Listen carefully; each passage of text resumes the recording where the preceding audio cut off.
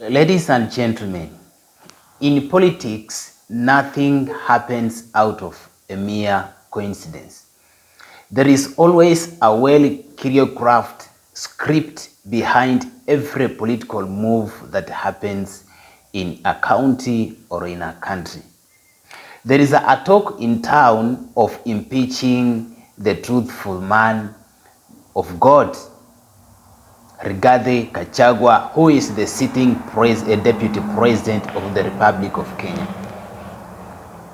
I don't know how true is this, but today I want us to dissect if this talk hold water, can it make sense? And legally or politically speaking, what is the possibility of impeaching a sitting deputy president of the Republic of Kenya? In our previous video, if you have not checked it, please check it out. I said that the President William Ruto brought in the ODM members, including Honorable Raila Amolo Odinga, for very obvious reasons. One of the obvious reasons was to counter-check Rigathi Gachagua, who had started to be a thorn in flesh. And today's talk of impeaching the sitting deputy president can vindicate what I said in my last video. So let us ask us this question.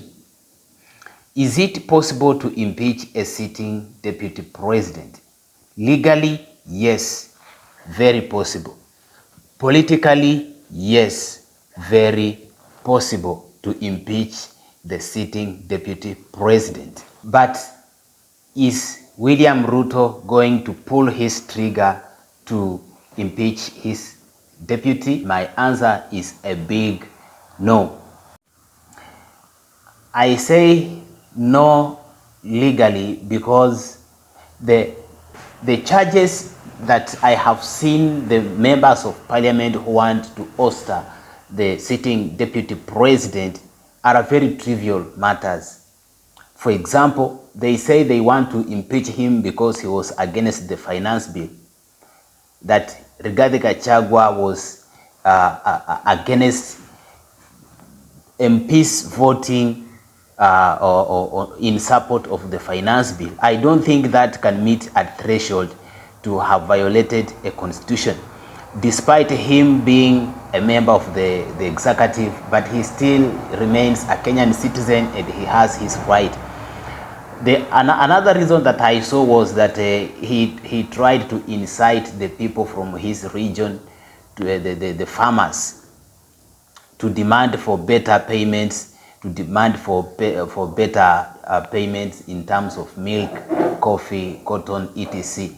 I don't think that is also another thing that can meet the threshold. But number 3 was about him standing with the people that houses were being demolished. This doesn't meet the threshold to ouster a deputy president. In this context, therefore, he does not do what is called the gross violation of the constitution. Legally, it is very impossible to ouster the sitting president, the deputy president, that is Rigathi Gachagua. Now, politically speaking, can Ruto ouster deputy president? Yes, he can.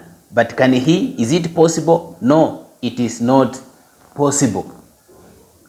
Why? Because to impeach Rigathi Gachagua, the President William Ruto will need numbers.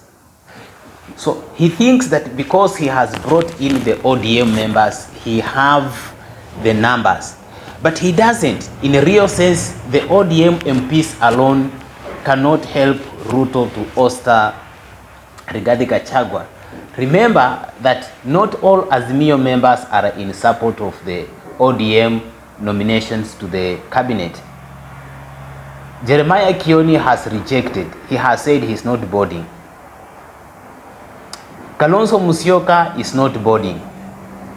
Martha Karua is not boarding. Mwangi wa Iria is not boarding. So politically speaking, Ruto doesn't have the numbers that he will need to ouster the Rigathi Gachagua, the truthful man, the son of Mau Mau. William Ruto saw what Uhuru Kenyatta tried to do, and really it was very fatal when Uhuru Kenyatta started the talk of trying to impeach him, because all the people sympathized with William Samoei Ruto. In fact, that is where UDA was born. UDA was born out of mercy, people coming together to sympathize with you. Always, when you try to play a victim of circumstance, people will see you as a weakling, as a weak person. And natural law of instinct, people will always want to side with a weak person in the community. They will think that those strong men are bullying this weak person. So Ruto knows that card very well, and therefore I don't see him attempting to impeach Rigathi Gachagua. But again, even if he tried that, still he will not have the required numbers. The whole of Mount Kenya region will come and back up Rigathi Gachagua. And when I mean Mount Kenya, I mean the Lower Eastern and also the other counties that forms what was formerly the Central Province. So I do not see him winning this battle. But the question that we should ask ourselves is, why the talk? Why the talk? Why are we talking about impeaching the deputy president, the truthful man of God, the son of Mau Mau? In my guarded view, this is a card. It's like when you are playing chess. This is like a hidden card. A card that William Ruto wants to use it to check and counter the rebellious Rigathi Gachagua. He is putting this card on the table, trying to tell Rigathi Gachagua that there is a possibility that indeed I can oust you from your office. If you cross your lane, if you are not going to toe the line, then I have this impeachment card on my table. In my view, that is the reason why there is this wide talk of impeaching the deputy president, Rigathi Gachagua. Truth is, Mount Kenya is not happy with the current nomination of the members of the cabinet secretaries. They expected to hold key positions, including the position of the National Treasury, the finance.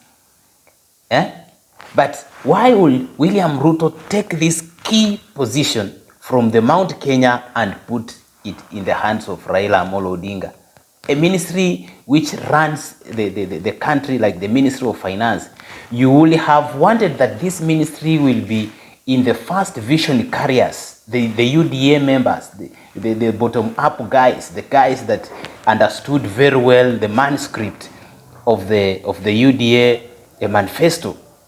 You will expect Ruto to take men that were with him in that particular ministry. Why go and put this ministry in the hands of the opposition? And I think this is one of the reasons why the Mount Kenya people have started regretting, and they are saying, better we should have trusted our son, Uhuru Kenyatta. So the Mount Kenya has become rebellious. And that is why there is this talk of impeaching their son. So when they will hear that their son wants to be impeached, in my view, they will toe the line. This is my simple analysis. Let me know what you think, why there is a talk of impeaching the sitting deputy president, the truthful man, the son of Mau Mau, Rigathi Gachagua.